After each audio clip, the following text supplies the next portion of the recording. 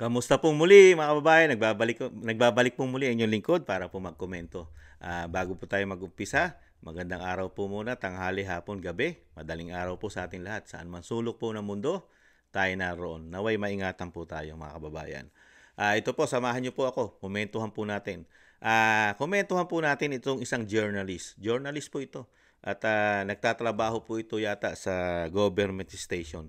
At ito po ay dati po itong DDS o sinasabing Duterte supporters dahil po yung DDS po sa kanya hindi na po raw maganda. Sinasabi po Davao Death Squad po ang DDS kaya DS na lang yung sinasabing Duterte supporters na lang po. Dati po ito, panatiko po ng Duterte ito at nagtrabaho po ito ng napakatagal sa istasyon po ni Pastor Kibuloy. Ngayon po, grabe na po siya ang kritiko. Talagang yung sinasabi pong kasama na po yata siya sa pamumulitika. Dahil vlogger na rin po ito. Vlogger na rin po sa YouTube at sa marami pong platform ng social media. Ito po, ang binabanata niya po ngayon, ito po journalist, YouTuber, binabanata niya po ang sinasabing DDS, pero sa kanya DS na lang, ang Duterte supporters na fake news at hindi raw po totoo. At kasi daw pinalalabas daw po ng mga Duterte supporters na ang inaangkin daw po yung LRT. Ang LRT raw po ay pinalalabas na hindi ang Marcos ang nagpagawa ng mga LRT. Alamin po natin ang kanyang napakalalim na research. Kasi nag-research po siya. Komentuhan po natin mga katabay. Ang napakagaling na mag-research at syempre po, napakagaling na vlogger at ganun din po na journalist mga katabay. Ito, meron akong video, picture papakita sa inyo. Ayan. Tingnan nyo mabuti para makilala nyo. LRT yan. Ayan o. Yan, kita nyo? Yan. Mayroong batang kasama, yung nagpapatakbo ng tren. Ayan, ayan. Parang isa pa. Yan. Kita nyo? Yan, LRT yan. LRT1. LRT1. Yan yung Top Avenue, Monumento, Pasay. Pasay, Monumento, Caloocan. Ayan, ayan. Pag hindi nyo nakita yan ayan. Kaya ko pinapakita yan. Ganito po.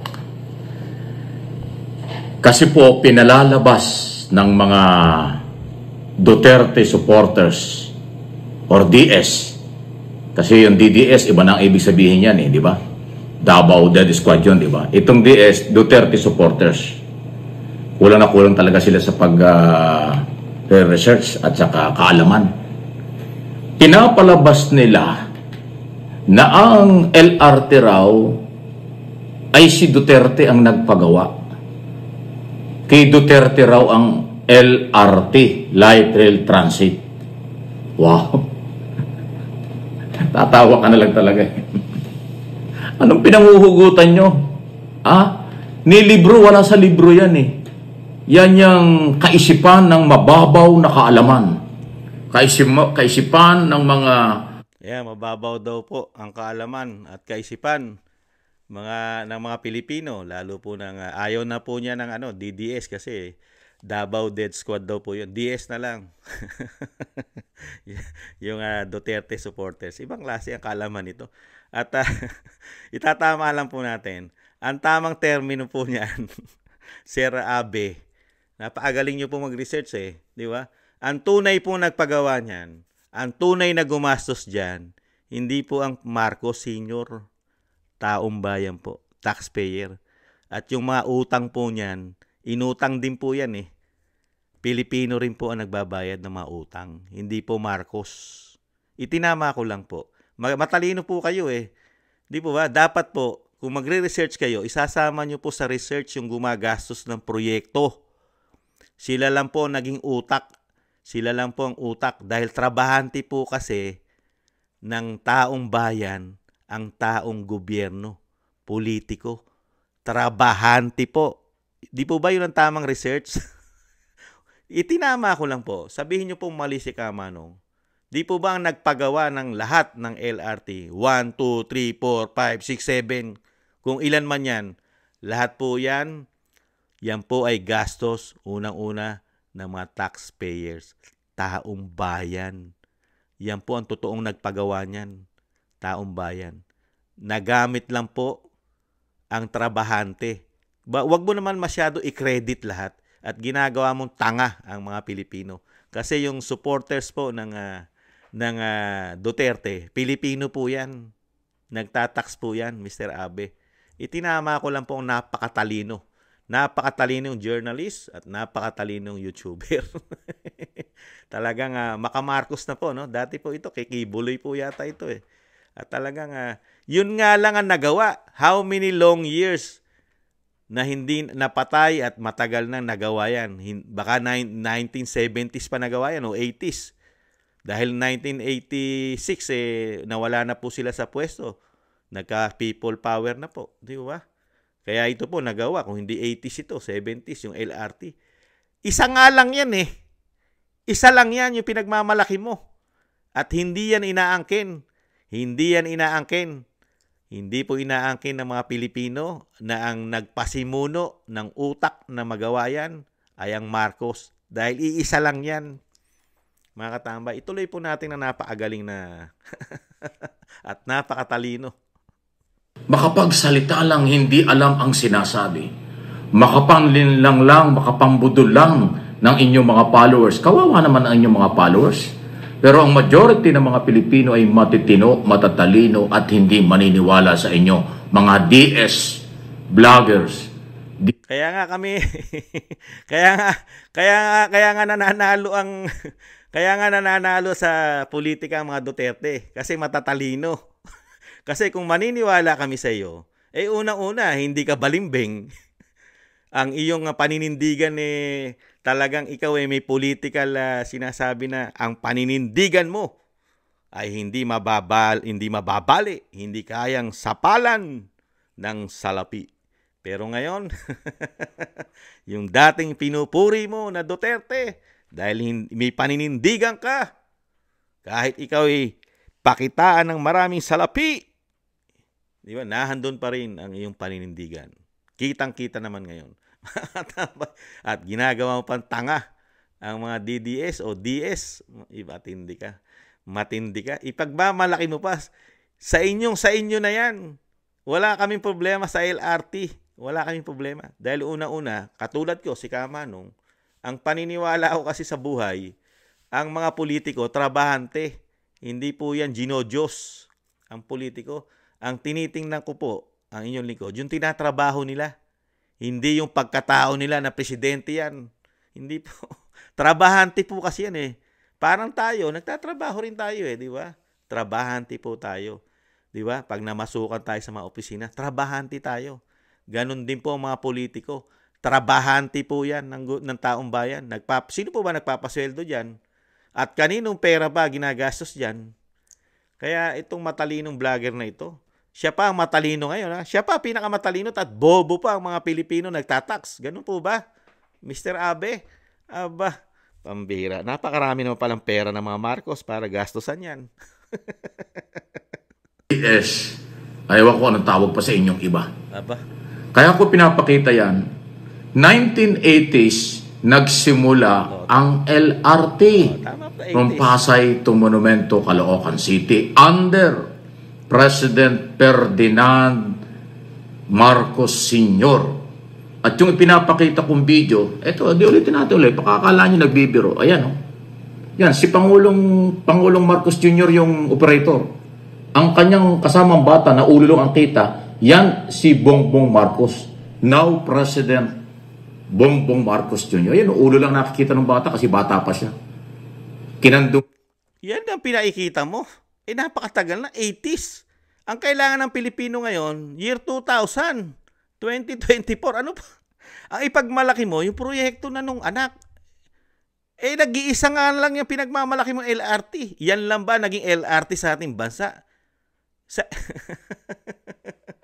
Ipinagmamalaki mo yung achievement ng mga Marcos.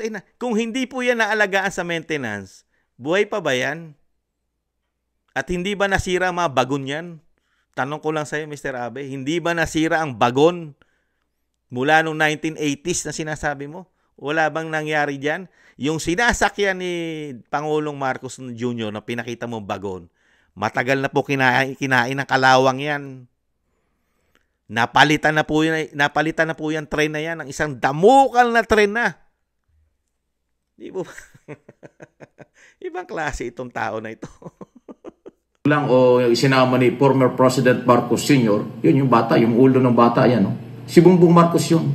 Yan ang pagpapatunay. Nakita mo yung unit ng tren, luman-luma pa. Yan ang pagsisimula. Ayan, no? Ayan, ha? Salamat po sa naglabas ng video ito, ha? Salamat, ayan, no? Di ba? Si Pangulong Ferdinand Marcos Sr., yung sakay na parang siya ay nagpapatakbo, yung bata na nakita natin ay ulo lang, noo lang halos. Maliit na maliit pa nun eh.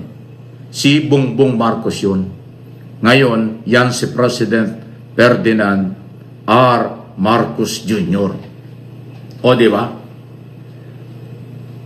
Ito ho kasi kaya napapag-usapan dahil 2 days ago, nagkaroon na ng inauguration. Si Pangulong Marcos Jr. kasama yung operator, pinatakbo nila yung unang tren na nagbiyahe from Parañaque to Cavite. Ito yung LRT1 extension from Metro Manila to Cavite.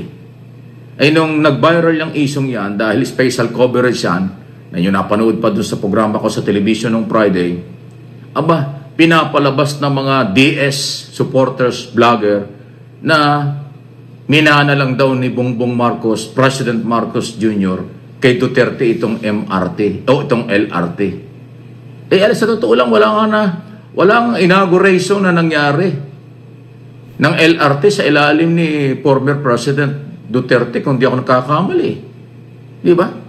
Yung LRT 2 ng Recto to Santolan, dyan sa may Pasig hanggang doon sa may Rizal, hanggang doon sa may Antipolo. Kung di ako nakakamali, inaugurate pa yan noong panahon naman ni Aquino. Inauguration. Noong panahon ni, tuloy-tuloy kasi ang project ng LRT. Itong MRT7, North Avenue to Bulacan, hindi pa nga napapakinabangan hanggang ngayon eh. Ang nagsimula pa niyan kung di ako nagkakamali, si Aquino rin. Tapos, yun namang LRT North Avenue Central Station, panahon ni Gloria. Wala akong natatandaan na merong inauguration na ginawa si Digong Duterte noong panahon ng 6 na taon niyang presidente para sa opening ng LRT, MRT dito sa Metro Manila. Wala. Ibig sabihin pala, mas importante sa'yo yung inauguration. Yung tapos na. Yung pala importante, yung tapos na. Magkakating ribbon ka na lang. Okay, ibang klase. At talaga kinutsahan pa niya ang dating Pangulong Duterte na wala raw natapos. Ibang klase. Ibang klase ito. Tumalino na. Sobrang mag-research. Wala palang nakita itong mga build.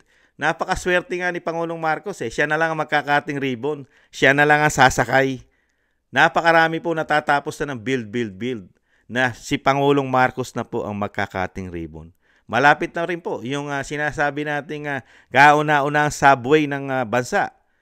Sino po bang proyekto pa rin ng Marcos yan? At si Bongbong Marcos din po magkakating ribbon yan pag yan po ay nabuksan na.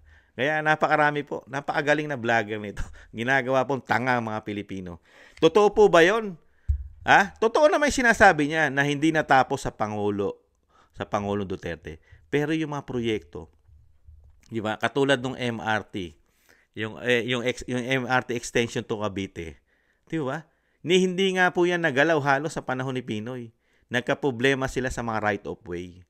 Dahil nga ang dating Pangulong Duterte, may political will, lahat po na-solve niya ang problema ng right of way. Pati po ang sinasabi Skyway. Yung Skyway, di po ba hindi matapos-tapos? Sino lang po nagkaroon ng yagballs dyan para maayos lahat ang right of way? Di ba sabi ni dating Pangulong Duterte, kung hindi makuha ng diretso yan at nagkakaproblema tayo, delayment, pwede yan, gawa ng paraan. Kaya nga yung Skyway, hindi po nadidiretso eh. Di po ba lumiliko? Kasi nga, yung ginagawa po ron, usapin po ng right of way yun. Pero nagawa ng paraan. Ganun ang talino ng Duterte. Pero pagdating dito sa vlogger na ito, wala po siya nakita. Pangulong Marcos lang po. At kay Aquino ha. Kay Aquino at kay Gloria lang po ang pinakamagaling sa kanya ngayon. Aquino, Gloria at Marcos. Ang Duterte, nada, mga tambay. Achievement pa lang ng boss mo na pinagmamalaki, flood control. Dapat sinama mo yung proyektong pinakamalaki. Flood control, 5,500. Napakarami nun. Isang LRT lang yung pinagmamalaki mo eh. Hindi mo sinama yung achievement na 5,500 flood control. Maniniwala po ba tayo doon sa mga ito? Tingnan po natin. Sobra siyang manira. Pakita muna natin mga tambay kung ano po ba yung sinasabi niya Extension 7 project ng dating Pangulong Duterte. Yung sinasabi niya. Ito po yun, yung 7.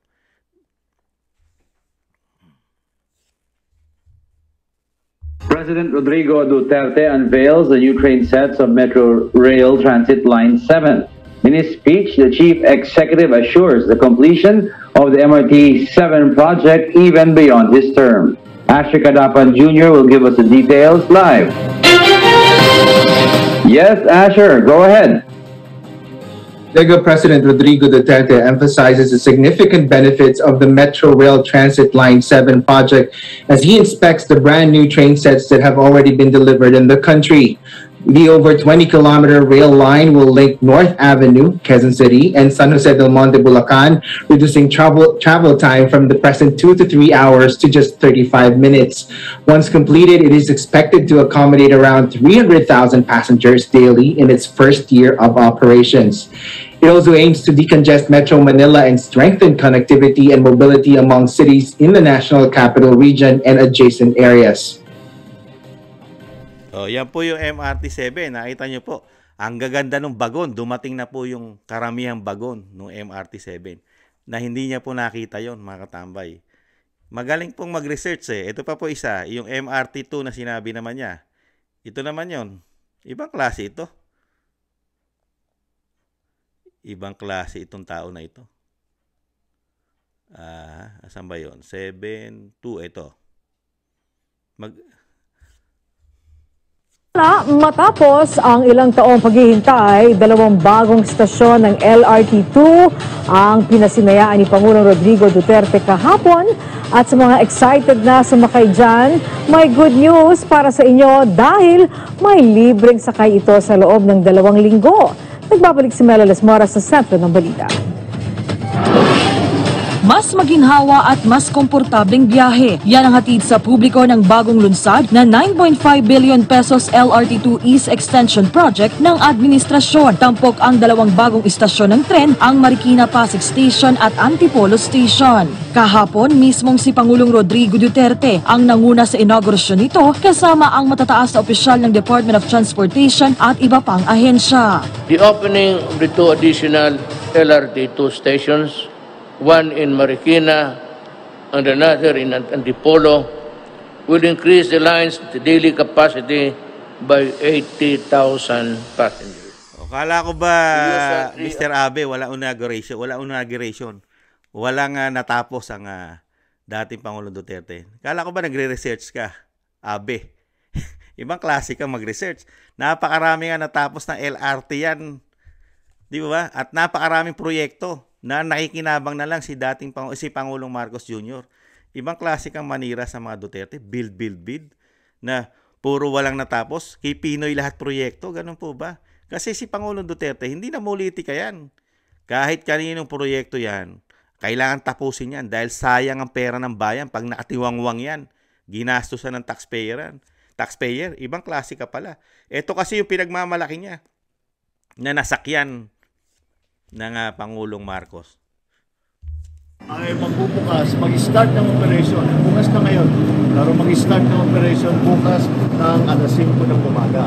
Kaya hinihikayat ko lahat ng ating mga commuter, subukan ninyo at makikita nyo napakaginhawa kumpara sa traffic na nararanasan natin araw-araw. Sir, will there be a free ride? Libre sa'yo, sir? Libre. It's a private operated by the private Hindi sector. operated kasi ng government na ito. kailangan pang bayaran yung utang. Pero sir, now na malapit na yung Pasko, the timing. Actually, hindi namin inisip yung Pasko. Nagkataon. Yan, yung extension po ng Cavite. Ayaw pa nga ilibre. Yung sakay, wala raw bang free-libre, free ride. Ayaw, kasi daw babayaran daw yung utang. Nakita nyo po, madamot pa. Samantalang noong panahon ni dating Pangulong Duterte, bago po mag-upisa yan, puro libre yan. Libre ang sakay ng tren. Pero kay Pangulong Marcos, hindi pwede kasi kailangan magbayad ng utang. Nakita nyo po yun. Samantalang Pilipino ang gumastos dyan. At nakautang tayo. Pilipino rin ang magbabayad ng utang. Hindi naman siya. Pero ayaw mala ilibre. Ibang klase po pamahalaan natin ngayon. Yan ang pinagmamalaki po ni Abe, mga tambay. Na yung LRT extension na yung Cavite. Diba? Ng Cavite extension. Yung LRT1 extension. Di po ba? Hindi nga natapos yan. Hindi nga nagalaw halos yan Dahil may magpapasagasa pa nga dyan. May magpapasagasa na Pangulo. Di ba? Na pag hindi natapos yan. Hindi nga natapos Sino lang po nagkaroon ng political will dyan? At yung sinasabi mong magaling na Pangulo na banggit mo si Pinoy, saka si Gloria, nagpasagasa ba? Di ba hindi? At ang nag-push lang niya na matuloy yan, yung proyekto na yan. At yung mga bago na yan, may pondo na yan. Di ba? Nagkating ribbon na lang po dyan ang Pangulong Marcos. Hiyang-hiya naman tayo dito kay Abe, no? Ibang klase itong makasipsip sa makapanira ka. Sasabihin mo pa sa mga Duterte vloggers na mag-research. Ito, meron akong video, Di ba? Ibang klase ito. Ito, pakinggan pa natin. Pinapalabas ng mga DS supporters, vlogger, na minana lang daw ni Bongbong Marcos, President Marcos Jr., kay Duterte itong MRT, o itong LRT. Wag nyo naman kasi, okay lang naman yun. Dahil ang Pangulong Duterte, dating Pangulong Duterte, hindi naman okay lang sa kanya na kaya siya hindi mo i-credit. Sanay naman po yan. Never naman naglalagay ng pangalan niya yan sa mukha niya. Hindi naman katulad sa bagong Pilipinas. Mapagkikita natin, puro pagmumukha nila, tarpaulin. Mga tarpaulin nila, lalaki. Di ba? Ito naman si Abe, wala naman nakitang proyekto, programa ang dating Pangulong Duterte. Kaya hindi nila matatanggap na namana. Okay lang yun. Dahil ang Pangulong Duterte, never niya sinabi proyekto niya. Proyekto ng bayan yan. Proyekto ng taxpayer. Hindi katulad ni Abe. Proyekto nila. Sa totoo lang, walang inauguration na nangyari ng LRT sa ilalim. Inauguration? Wala ba? Wala ba inauguration? Di ba meron sa 2 sa 7 at pinakita pa yung mga bagon na bago at tumatakbo? Ibang klase ka. Dapat pala ikaw mag-research. Ibang klase ka. Parang kailan lang naman, Mr. Abe, yung ginawa ni dating Pangulong Duterte, hindi 1980s yun. Yung ipinakikita mo sa amin na napakaganda ka mo nagawa na hindi naman namin inaangkin dahil unang-una, dapat nga hindi angkinin ng Marcos yan dahil taxpayer ang nagpagawa niyan, di ba? Pero inaangkin mo Di ba? Pinagmamalaki mo 80s. Samantalang nung naupo 2016 hanggang 2022, wala ka malang nakita ni isang build. Abay, pagka dapat pala sa'yo magpatingin, malabo na mata mo. Ni former President Duterte, kung di ako nagkakamali. Di ba? Yung LRT 2 ng Red 2. Napakita natin yung sinasabi ng 27 Nakita naman natin kung ano nangyari ron. Ito pa. Magaling ito Ang fake news na pinapakalat ng mga Duterte supporters, huwag kayong palilin lang dyan. Ipakita nga ninyo, ako wala akong natatandaan. Kung meron, ipakita nyo. Meron bang inauguration ginawa si Digong Duterte sa opening nga po ng mga trend dito sa Metro? Pinakita ko na nga opening inauguration 2 saka 7, tumatakbo. Kaya lang may extension yun. May natapos na nga na mga terminal, tumatakbo na. Inauguration na nga, yung 2 saka 7. Kaya lang, yung sinasabi niya, kailangan kasi sinasabi niya full operated. Di po ba? Siyempre, napakalayo nun. Kung ang pamumuno po ni Pangulong Duterte, dating Pangulo, tatagal po ng 20 taon, mahigit, katulad ng senior. Tapos na yun, Abe. Kung namuno po ng 20 taon, katulad ng pinagmamalaki mo na Marcos Sr. na mahigit 20 taon nanungkulan, 6 na taon lang nanungkulan yon. Di mo ba? Itinatama lang natin. Ipinagmamalaki mo sa amin yung nanungkulan ng 20 taon mahigit. Samantalang itong 6 na taon, isang damo ka lang nagawang build. Wala kang nakita. Pati inauguration, di mo nakita. Ibang klase itong mamulitiko. Sige, pakita nyo kung meron. Ako wala ako nakita. Pinakita ko na nga. Kaya ko ginawa topic ito para hindi malinlang yung mga nasa abroad or mga kabataan ngayon. Parang ikaw ang naglilinlang eh. Nililinlang mo kami. Buhay pa kami. At nililinlang mo rin yung mga kababayan natin sa abroad. Ginagawa mong tanga. May YouTube na. May Instagram na. May Facebook na. Nakikita yung mga proyekto ng dating Pangulong Duterte. Itatype mo lang. Build. Ni dating Pangulong Duterte. Lalabas na lahat ng kanyang mga proyekto. Ikaw yata ang nanlilinlang, hindi ang mga sinasabi mo DS o Duterte supporters. Ibang klase itong tao na ito. Mukhang hindi kaya nagdodroga ito. Bagay, ang droga ngayon sabi nga, nakakatulong araw para hindi makatulog. At makapagtrabaho. Hindi kaya? Hindi po sa Duterte nagsimula ang LRT. Yan po ay panahon pa ni dating Pangulong Ferdinand Marcos. Kaya nga ipinakita ko yung file video yan. Lumang-luma pa yung tren. Kandong-kandong pa ni former President Marcos Sr. ang kanyang anak na nag-iisa. Ayan mga tabay, putulin na natin. Doon lang siya nakatutok sa legacy ng LRT. Ang sinasabi po ng mga kababayan natin, lalo sinasabi niya nga DS, Duterte supporters, yung extension po ng LRT 1, yung Cavite, hindi po talaga maituturing ni President Marcos Jr. yon. Na kanya yon. Naumpisahan po yun kay Pinoy pa o kay Gloria. Ang nagtapos lang halos ng proyekto na yon, dahil hindi naman credit grabber si dating Pangulong Duterte, ginawa niya lang po yung kapaki-pakinabang sa mga Pilipino. Ang gusto niya po kasi mga proyekto, Pilipino nakikinabang. Pero dito sa vlogger na ito, ang kailangan pong makinabang, yung ma-credit po doon sa kanya iniidolo. Kailangan po sa Marcos. Never po nag-credit po. At ang mga DDS, hindi po sinasabi, never sinabi na si Pangulong Duterte ang nag-umpisang magpagawa niyang yung LRT na pinakita mo na 1980s pa pala yan. Di po ba? Batang-bata pa ang inyong lingkod niyan. At nasakay rin ako riyan. Napakadalas ko rin nasakay dyan. Matindi. At hindi mo rin nakita ang mga ginawa ng dating Pangulong Duterte. Yung mga LRT, MRT, sa panahon po ni Pinoy, pinagmamalaki mo, proyekto pa nila Pinoy at Gloria. Yung mga bagon nga dyan, luman-luma na, tumitirik. Hindi mo man lang ni-research yun, tumitirik ang mga bagon. Yung meron pang bagon ng MRT, nawawala sa riles, marami pa nga namatay. Ibang klase kang mag-research. Ang ni-research mo lang yan, inauguration, pinakita ko na nga sa'yo, meron yung inauguration na natapos na. Tapos na, LRT to, binatapos na mga extension, meron na mga terminal o sinasabi nga natapos na. Di po ba? Nagpasalamat na nga sa kanya mga Pilipino dahil napakinabangan na. Kaya lang, marami pang station na gagawin. Pero napapakinabangan na. Hindi mo malang ni-research. Nag-research ka sa mga train, LRT. Hindi mo naman ni-research na naging maayos na ang pagpapatakbo ng mga train, MRT, LRT, at yung mga sinasabi mo, mga 1, 2, 3, 4, 5, 6, 7, naging maayos na yan. At naging moderno lahat ng bagon.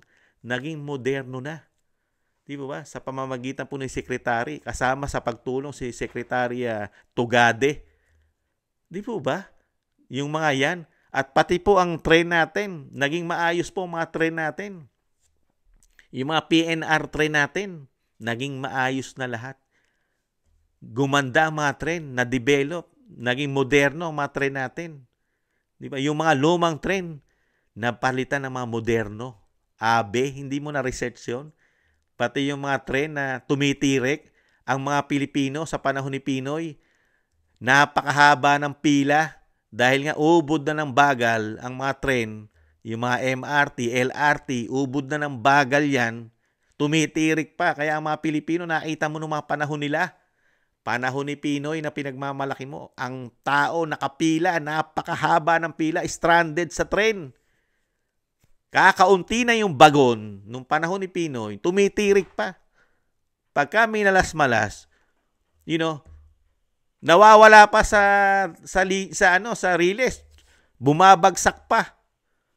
Iba, marami pang namatay. Iba, nakakatilang na ulo. Pagka ganitong vlogger, ginagawang tanga ang mga Pilipino. Ano tingin mo sa mga Pilipino ngayon? Wala social media?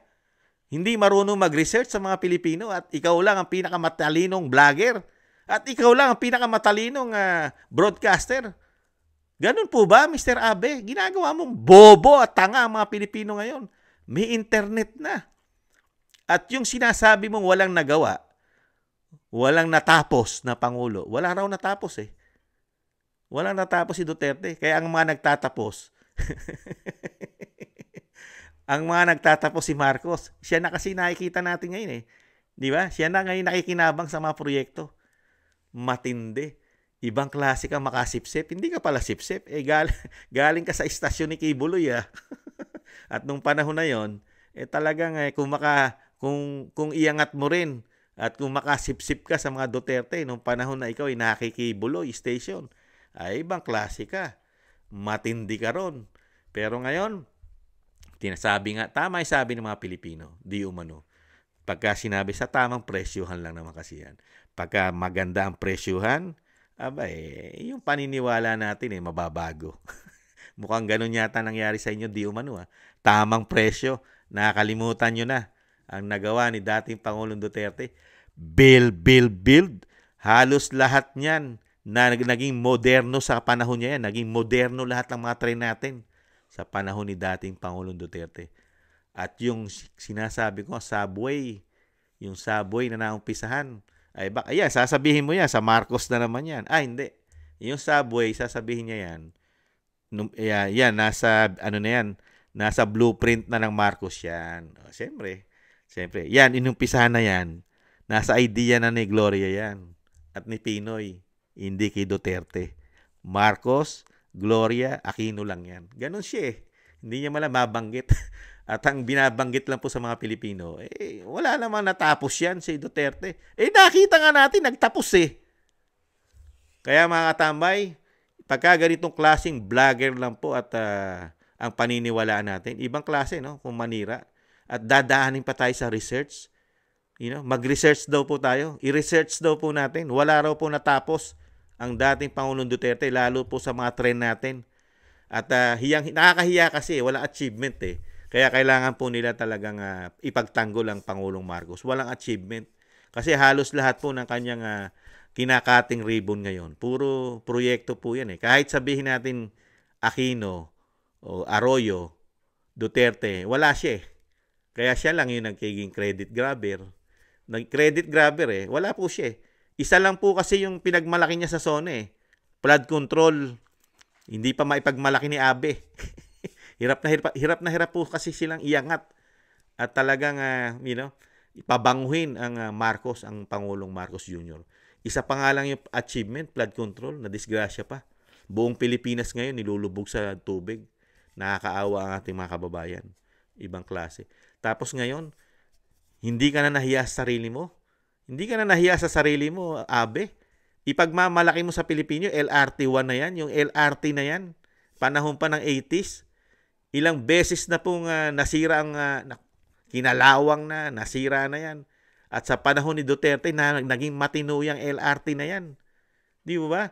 Kakarag-karag ang pagon yan. Hindi nga naayos ni Pinoy ang mga pagon yan, luman-luma. Nire-repair lang, repair.